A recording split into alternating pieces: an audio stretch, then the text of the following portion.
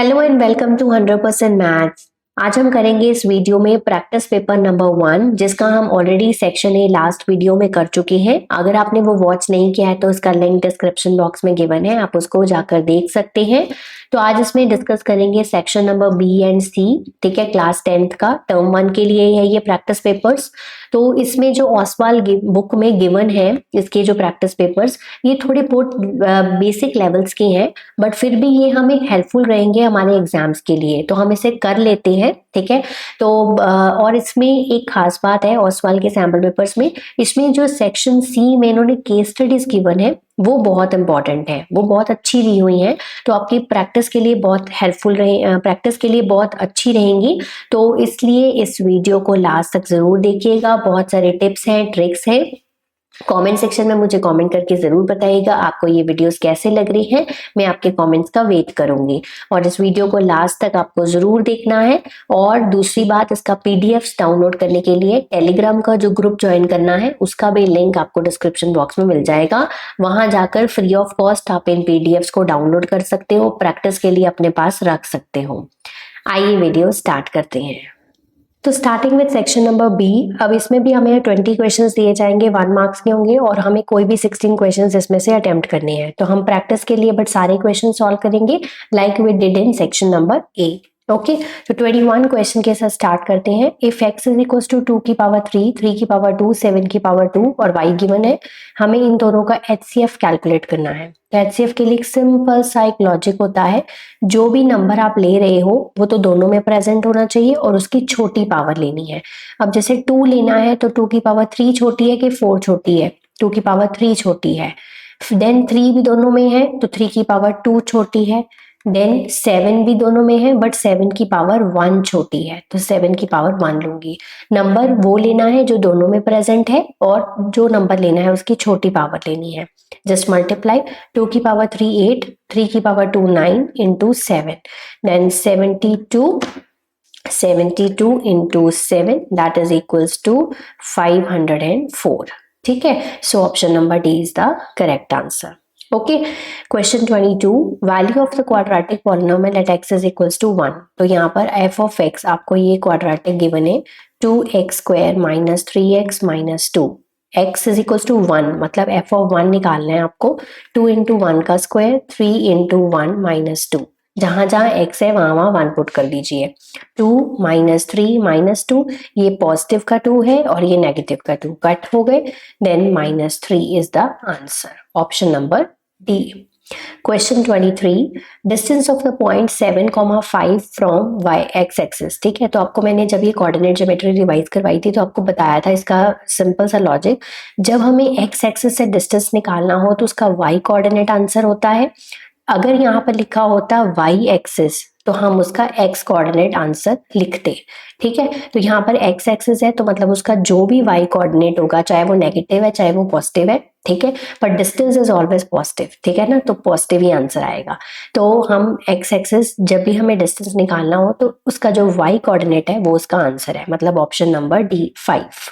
Okay, question 24, circumference of a circle is 88, circumference 88 given है, what is the formula of circumference? 2 pi r। तो यहाँ से radius निकल जाएगा, तो रेडियस निकाल लेते हैं। पाई की value 22/7 into r is equals to 88। तो इन सभी को मैं उधर लेके जा रही हूँ, तो इसको इधर मल्टीप्लाई हो गया, 88 इंटू 7 और 2 इंटू 22 इसके नीचे आ गया। देन 22 1 सा, 22 4 सा, 2 1 सा, 2 2 सा, देन r कितना आया इसका? 14 सेंटीमीटर। बट उसने r नहीं पूछा था, यहाँ पूछा था एरिया ऑफ क्वाड्रेंट। तो what is area of quadrant? Formula 1/4 pi r square, ये रिवाइज करवाया था मैंने आपको। सो 1/4 22/7, रेडियस की वैल्यू 14, ठीक है, तो 7 2 सा 14, 2 2 सा 4, देन 2 11 सा, 2 से 2 कैंसिल, बचा क्या? 11 into 14 that is equals to 154 centimetre square. तो option number C is the correct answer. Question 25, if two positive numbers p and q, ये आपको रियल नंबर्स में बहुत बार ऐसा क्वेश्चन एक्सप्लेन करवाया मैंने, बट यहाँ से थोड़ा सा क्वेश्चन डिफरेंट है। यहाँ पर देखो p और q दो गिवन है, तो मैं यहाँ पर कॉपी कर रही हूँ। p है a स्क्वायर b क्यूब और q है आपका a क्यूब b क्यूब, ठीक है। उसने बोला एलसीएम निकालो और एचसीएफ निकालो और फिर दोनों को मल्टीप्लाई कर दो। तो पहले हम एलसीएम निकालते हैं p और q का। अब वो न अल्फाबेट्स लेने हैं जो दोनों में प्रेजेंट है और जो भी अल्फाबेट लेना है उसकी हाईएस्ट पावर लेनी है। अब अगर a लेना है तो a का स्क्वायर बड़ा है या a का क्यूब बड़ा है। यहाँ पर b क्यूब है, यहाँ पर भी b क्यूब है, तो p क्यूब आ जाएगा। Then HCF of p cube, ठीक है। HCF क्या आएगा, जो अल्फाबेट आपने यहाँ पर लेना है, यहाँ पर अल्फाबेट्स है ना, तो अल्फाबेट्स की बात करेंगे। तो अल्फाबेट्स लेना है, जो अल्फाबेट लेना है वो दोनों में प्रेजेंट होना चाहिए, ठीक है। और दूसरी बात, उसकी छोटी पावर लेनी है, a का स्क्वायर एंड b का क्यूब। ये आ गया HCF इसका। अब इन दोनों को मल्टीप्लाई कर दो, एलसीएम इंटू HCF, a का क्यूब b का क्यूब, a का स्क्वायर b का क्यूब, ठीक है। तो पावर्स ऐड हो जाती हैं, अगर बेस सेम हो तो 3 + 2 हो जाएगा, 3 + 3 हो जाएगा, a की पावर 5 b की पावर 6, ठीक है। तो आंसर क्या है, ऑप्शन नंबर डी। ओके, तो ये इस तरह से आपको इसकी अटेम्प्टेशन करनी है। Okay, question number 26, Mr. Sham has recently shifted in his new house. When he entered in the master bedroom and observed its dimensions, तो उसकी dimensions ये given थी 8 × 6 × 4. He decided to put one longest rod into it. तो उसमें कहा कि मैं एक rod रख लेता हूँ अपने रूम में. The length of the longest rod will be, तो क्या लेंथ हो सकती है उस longest rod की। तो इस केस में हम क्या कैलकुलेट करेंगे, हम इस केस में HCF कैलकुलेट करेंगे, ये 8, 6 और 4 का, ठीक है ना। तभी हमें पता चल पड़ेगा कितनी लंबी रॉड हम रख सकते हैं। तो HCF क्या आएगा, 8, 6 और 4 का। 8 को स्प्लिट करेंगे 2 की पावर 3, 6 को करेंगे 2 × 3 और 4 को करेंगे तो 2 का स्क्वायर, यही होता है। HCF क्या आ जाएगा, वो नंबर लेना है जो सब में प्रेजेंट है, ठीक है। तो 2 लेंगे और 2 की सबसे छोटी पावर क्या है, 1 है, तो 2 ही आएगा। और 3 तो सब में है नहीं, इसलिए ले नहीं सकते। तो HCF क्या आया, 2, यानी कि 2 मीटर की लॉन्गेस्ट रॉड हम यहाँ पर इस रूम में रख सकते हैं, ठीक है। तो इस तरह से ये क्वेश्चन को अटेम्प्ट करना है। Question 27, if 1 0 of the quadratic polynomial is -1, value of k is, तो ये मैं मान लेती हूँ ये पॉलिनोमियल px है, ठीक है। और इसकी एक 0 है -1, यानी कि p of -1 निकालना है। -1 का स्क्वायर 3 × -1 - k = 0, है ना। -1 का स्क्वायर 1, देन -3 - 1 + 3 - k = 0। k को मैं राइट साइड पे लेके जा रही हूँ, इधर हो गया 4, तो k की वैल्यू आई 4, option number C. Question 28, product of zeros of the quadratic polynomial is 4। तो प्रोडक्ट गिवन है यहाँ पर 4, यानी कि 6x² - 5x + k, और इसका प्रोडक्ट ऑफ जीरोस गिवन है 4, ठीक है। यहाँ से अगर a की वैल्यू निकालो तो 6, b की वैल्यू निकालो तो -5, c की वैल्यू निकालो तो 5 k, ठीक है। प्रोडक्ट ऑफ जीरोस का फॉर्मूला क्या होता है, c/a। प्रोडक्ट ऑफ जीरोस कितना गिवन है, 4, c क्या है k, और हमारा a क्या है 6, तो 6 4 = 24, तो k की value I 24, option A. Question 29, if alpha and beta are the zeros of the polynomial, then alpha plus beta, इसका क्या मतलब है, sum of zeros, है ना, यही मतलब है इसका। तो पहले हम ये क्वाड्रेटिक लिखते हैं यहाँ पर, 5√3x + 6, ठीक है। ये हमारा क्वाड्रेटिक है, a की वैल्यू 1, b की वैल्यू -5√3 और c की वैल्यू 6, ठीक है। सम ऑफ जीरोस यानी कि अल्फा बीटा इसके जीरोस है, तो सम ऑफ जीरोस का फॉर्मूला होता है -b/a, -5√3 / 1, यानी कि 5√3। तो option number B is the correct answer. Question number 30, if 1 0 of the quadratic polynomial is, ठीक है, 5x² + px + 8 = 0, ठीक है, is 1/2, then the value of p, simple हमने x की जगह पे 1/2 पुट करना है, p × 1/2 + 8 = 0, तो 5 × 1/4, p × 1/2 + 8 = 0। सिंपल कैलकुलेशंस है, 5/4, p/2, 8 = 0। एलसीएम ले रही हूँ 4 एलसीएम आएगा, तो यहाँ आ गया 5, 2 2 = 4, 2p हो गया, और 8 के नीचे 1 है, तो 8 4 = 32 = 0। ये क्रॉस हो जाएगा, तो ये सिंपल हमारे पास 0 ही होएगा। 5 plus 2p plus 32 is equal to 0। अब यहाँ पर 2p plus 37 is equal to 0, then p is equal to -37/2, option number C, right. तो इस तरह से आपको क्वेश्चंस को अटेम्प्ट करना है। Question number 31, 1 zero of the polynomial is. अब यहाँ पर ना ये क्यूबिक पॉलिनोमियल है, हमें उसने तीनों जीरोस नहीं पूछे हैं, उसने पूछा है एक जीरो इसकी बताओ। तो ये जो ऑप्शंस है ना हम इसमें से चेक कर लेते हैं। लेट अस से हम ऑप्शन नंबर ए को देखते हैं, -8। आपको लगता है कि -8 का क्यूब करने पे हम यहाँ पर जीरो ला सकते हैं? जो इसको सेटिस्फाई करेगा, मतलब जो वैल्यू इसमें डालकर जीरो आएगा, पुट करके जीरो आएगा, वो इसकी जीरो होगी, है ना। तो अब यहाँ पर ऑप्शन नंबर ए तो किसी भी हालत में नहीं हो सकता क्योंकि वैल्यू बहुत बड़ी है। हम ऑप्शन नंबर बी को चेक कर लेते हैं, ठीक है। ऑप्शन नंबर बी को चेक करेंगे तो हम एक्स की जगह पर 3 पुट कर रही हूँ, ठीक है। 3 स्क्वायर -13 इंटू 3 -6, अगर इसको पुट करने के बाद कैलकुलेशंस करने के बाद जीरो आ जाता है तो वो उसकी जीरो है। 2 इंटू 27 9 -39 -6, ठीक है। 2 इंटू 27 54 -9 39 और 6 कितने हो गए 45, प्लस हो गए ना माइनस माइनस। 54 -9 45, 45 -45 0 आ गया जीरो। तो 3 पुट करने पे हमारा आंसर जीरो आ रहा है, मतलब ये जो 3 है वो इसकी क्या है जीरो है, यानी कि option number B is the correct answer. Next question है हमारा question number 32, the radius of the circle है 17.5। तो रेडियस देखो 17.5 सेंटीमीटर है, लेंथ ऑफ आर्क आपकी गिवन है 44 सेंटीमीटर, ठीक है। लेंथ आपकी 44 सेंटीमीटर गिवन है, थीटा आपको कैलकुलेट करना है, ठीक है। तो हमारा लेंथ ऑफ आर्क का फॉर्मूला क्या होता है, थीटा बाय 360 इंटू 2πr, यही फॉर्मूला होता है।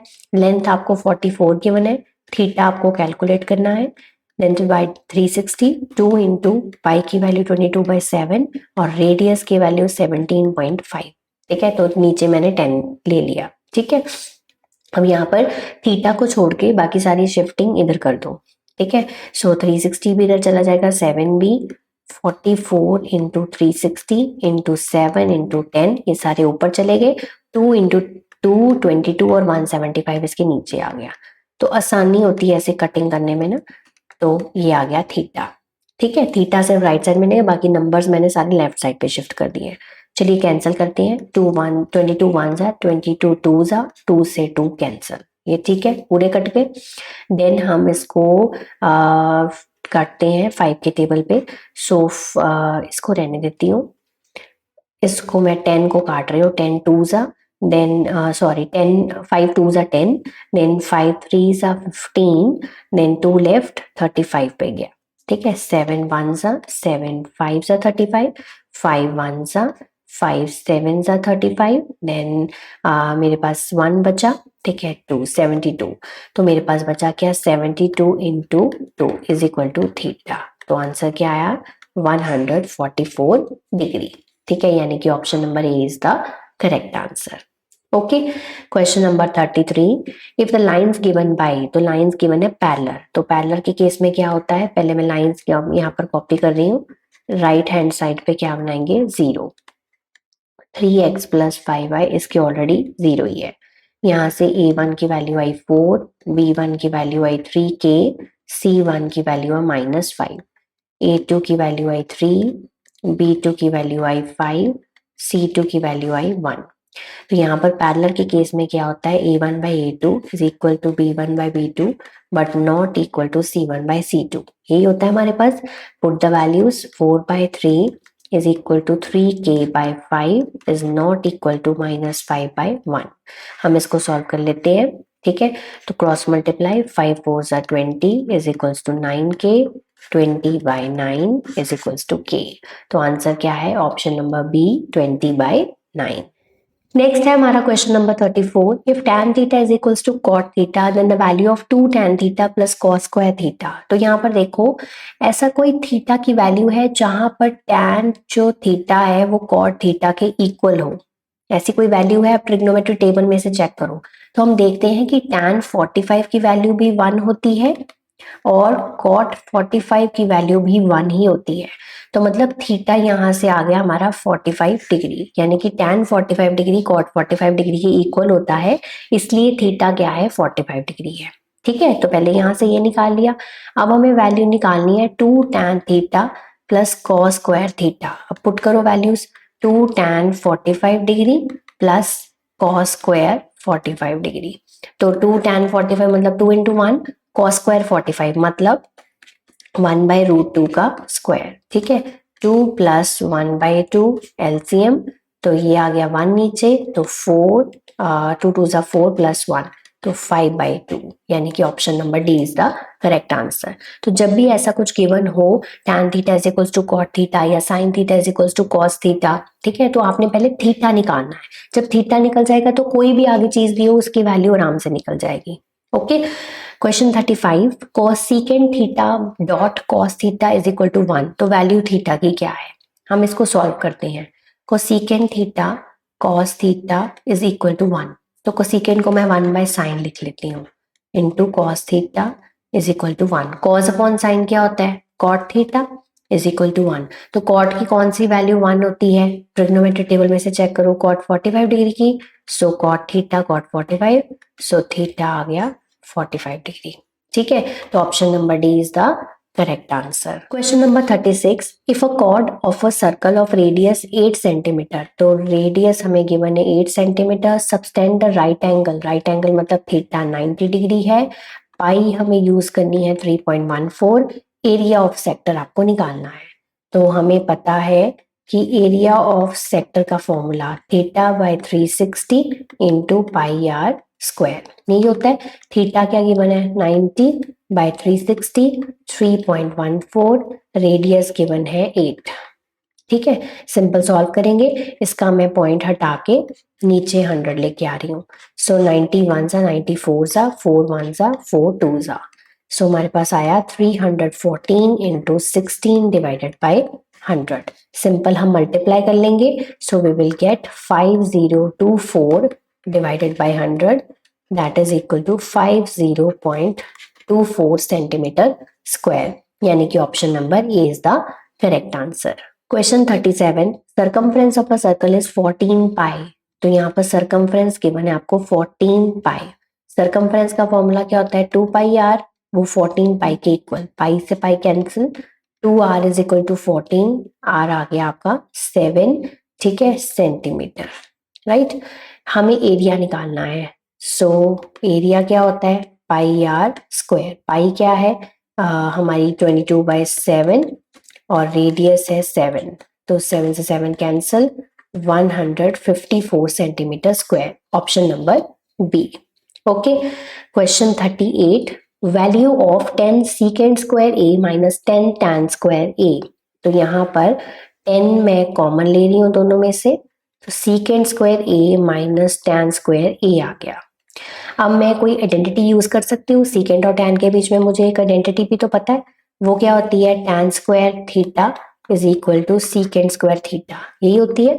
अगर मैं tan को उधर ले जाऊं तो secant square minus tan square theta क्या होता है 1 होता है, मतलब सीकेंड square A minus tan square ए 1 होगा, सो 10 इंटू 1 10। तो जिनको आइडेंटिटीज याद है वो इसको ओरली कर लेंगे इस क्वेश्चन को, ठीक है, तो 10 इंटू 1 10, यानी कि option number B is the correct answer. 39 question, 19 cards numbered 1 to लेकर 19 तक are put in the box and mixed thoroughly. A man draws a card from the box. The probability of getting a number on the card is odd. So total number of outcomes कितने हैं 19, और जो card हमने उठाना है वो odd होना चाहिए। तो ऑड नंबर्स कौन कौन से हैं 1 3 5 7 9 11 13 15 17 और 19, तो कितने नंबर्स हो गए 3 3 6 और 4 10। ठीक है, तो 10/19 इसका आंसर है, so option number D is the correct answer.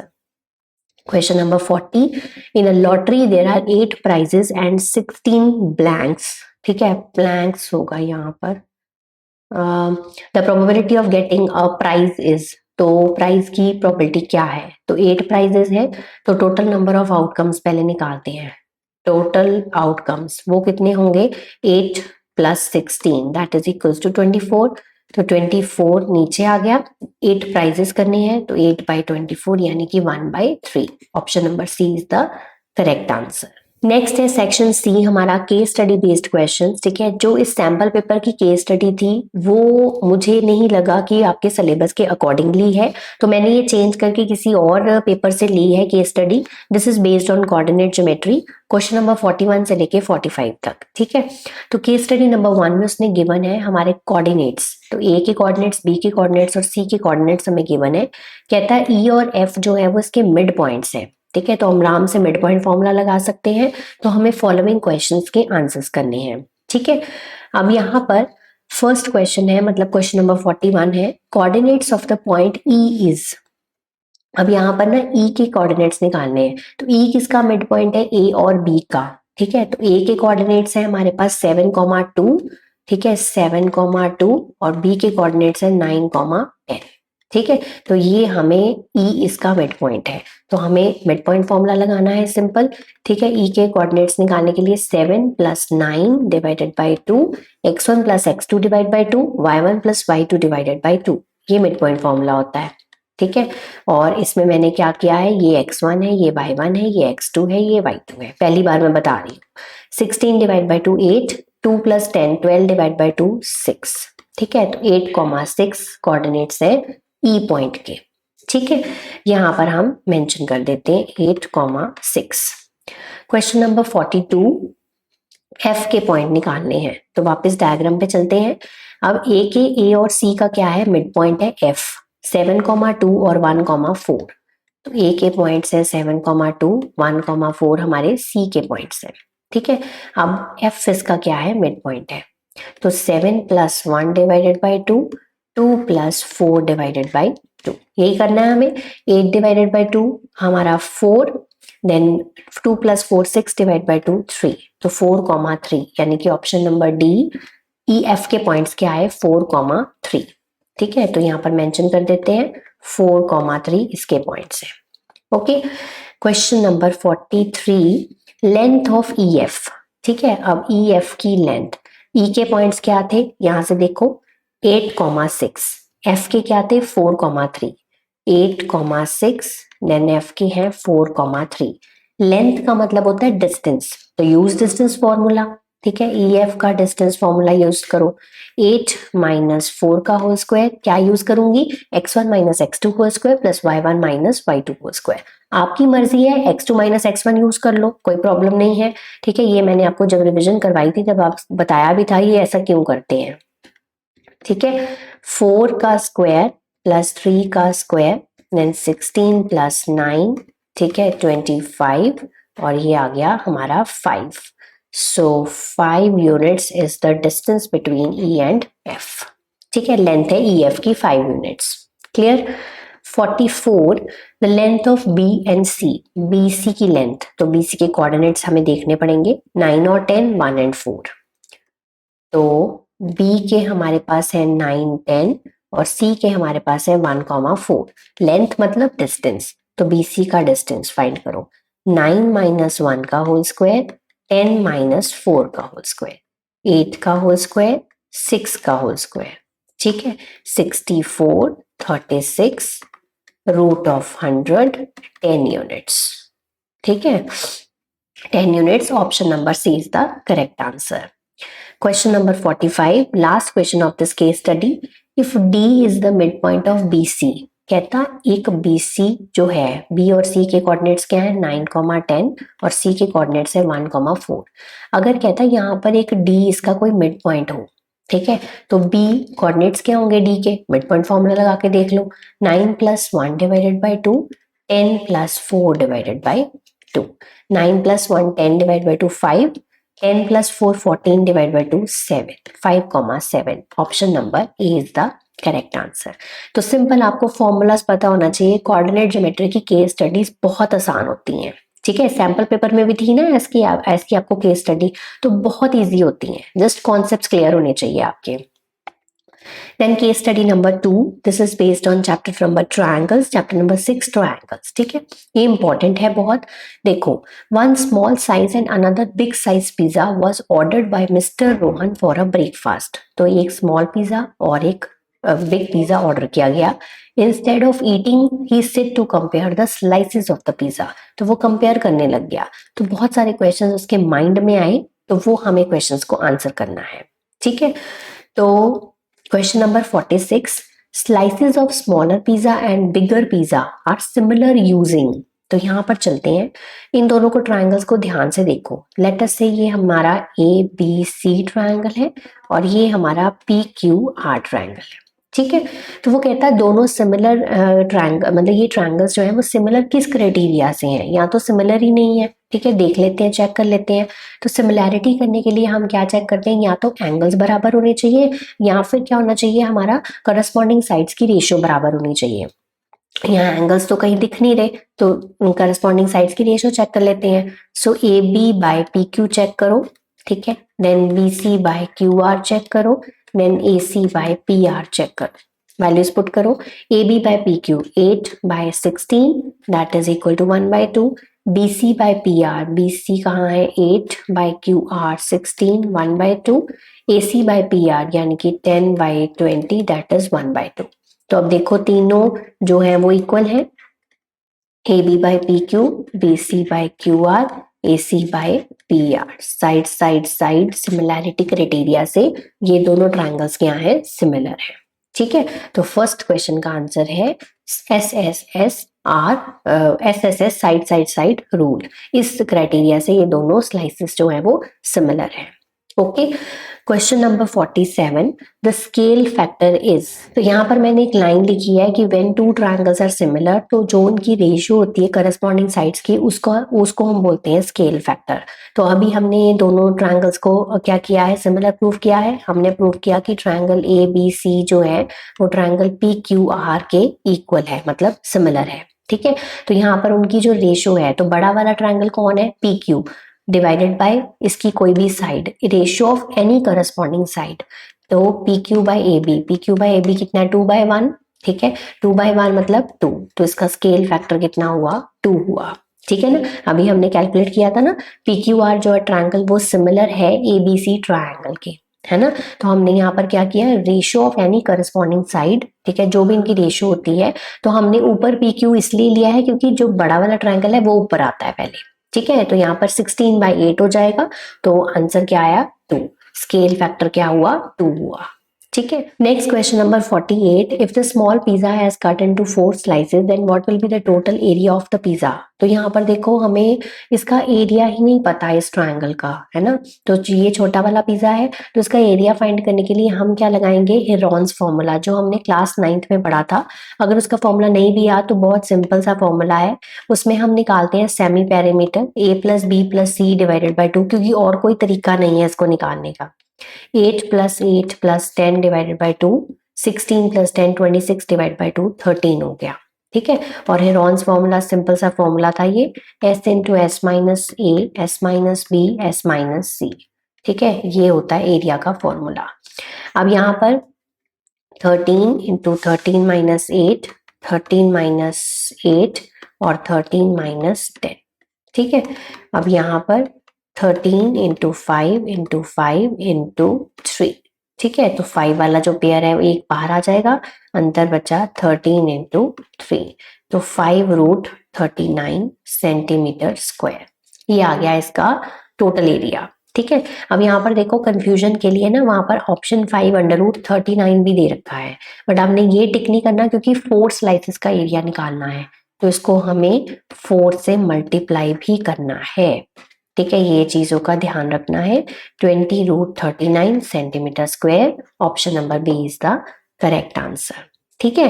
Area निकालने के लिए हमें हेरॉन्स फॉर्मूला का यूज करना पड़ा। Question number 49, the ratio of area of the small slices to bigger slices is.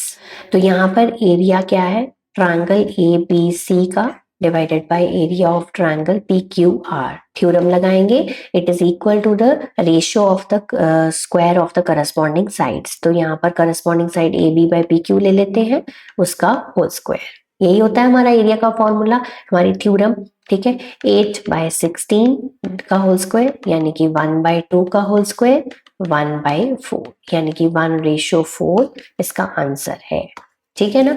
तो small slices to bigger slice का जब भी एरिया फाइंड करना हो तो अगर वो दोनों ट्राइंगल सिमिलर है तो उनका जो एरियाज है it is equal to the ratio of the square of the corresponding sides. तो आंसर है option number A. Last question of this sample paper, question number 50. If the bigger pizza has cut into 3 slices, तो बड़ा वाला pizza को 3 slices में cut कर लिया, टोटल एरिया क्या है बिगर पिज्जा का। अब एक तरीका तो ये है कि आप फिर से बिगर पिज्जा का जो है पूरा आप हेरॉन्स फॉर्मूला की हेल्प से निकालो। एक तरीका और है वो बता रही हूँ, ठीक है। अब यहाँ पर जो एरिया ऑफ ट्राइंगल एबीसी है, ठीक है, ये हमने पिछले क्वेश्चन में निकाला area of triangle P Q are, अभी मेरे पास आया 1/4। अगर मैं इसको क्रॉस मल्टीप्लाई करके देखूं तो area 4 into area of triangle A B C is equal to area of triangle P Q R. ठीक है, मेन तो हमें क्या चाहिए, बिगर वाले का एरिया चाहिए। तो मुझे यहाँ से एरिया ऑफ ट्राइंगल एबीसी पता है, कौन से क्वेश्चन से, देखो क्वेश्चन नंबर 48 में निकाला था एरिया ऑफ ट्राइंगल, ये कौन से ट्राइंगल का एरिया था, एबीसी ट्राइंगल का, 5√39। तो मैं ये यूज कर रही हूँ यहाँ पर 4 into 5√39 area of triangle P Q are. ये वाली जो चीज है क्वेश्चन नंबर 49 से ली है मैंने, और ये वाली जो चीज है क्वेश्चन नंबर 47 से ली है। जो मैंने ऊपर निकाला उसी को यूज किया है। 20√39 सेंटीमीटर स्क्वायर, ये मेरा एरिया आ गया ट्राइंगल पी क्यू आर का। एक ये तरीका है, अगर नहीं समझ आ रहा है तो हेरॉन्स फॉर्मूला से ही इस बिगर पिज्जा का निकाल लेना, वो भी इतना ही आएगा। ठीक है, निकाल कर देख लेना। 20√39 सेंटीमीटर स्क्वायर, ठीक है, ये तो आया एरिया ऑफ बिगर पिज्जा। आ गया एरिया ऑफ बिगर पिज्जा, कितने स्लाइसेस में कट किया अब उसको, 3, तो 3 से इसको मल्टीप्लाई कर दो, 20√39 इंटू 3 दैट इज 60√39। कंफ्यूजन के लिए देखो बी ऑप्शन में 20√39 भी गिवन है, कंफ्यूजन के लिए 5√39 भी गिवन है। ये हमारा एरिया है छोटे पिज्जा का, बड़े वाले का आया है 20√39, बट उसको हमने 3 से मल्टीप्लाई भी करना है क्योंकि 3 स्लाइसेस में उसको कट किया था। तो option number D is the correct answer of this question. So I hope आपके लिए ये सैम्पल पेपर हेल्पफुल रहा होगा। नेक्स्ट वीडियो में मिलूंगी नेक्स्ट सैम्पल पेपर के साथ। कोई डाउट हो तो प्लीज कमेंट सेक्शन में कमेंट कर दीजिए, मैं उसका आंसर आपको जरूर दूंगी। तब तक आप इसको प्रैक्टिस करिए, रिवाइज करिए। Have a nice day to all of you.